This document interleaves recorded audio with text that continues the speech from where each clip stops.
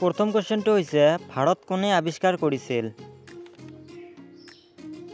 উত্তৰ Vasco da Gama. দ্বিতীয় number কোৱেশ্চনটো হৈছে আমেৰিকা কোনে আৱিষ্কাৰ কৰিছিল? উত্তৰ কলম্বাছ।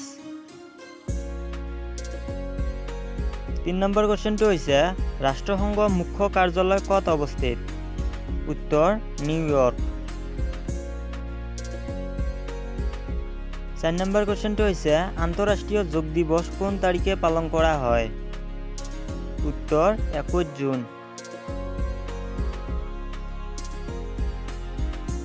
5 নম্বৰ কোৱেশ্চনটো হৈছে পৃথিৱীৰ ভিতৰত আটাইতকৈ ডাঙৰ মহাসাগৰটোৰ নাম কি?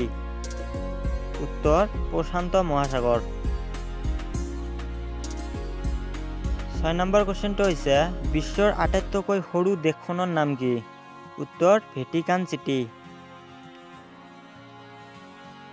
7 নম্বৰ কোৱেশ্চনটো হৈছে ভাৰতত কিমানখন ৰাজ্য আছে? উত্তৰ 28খন।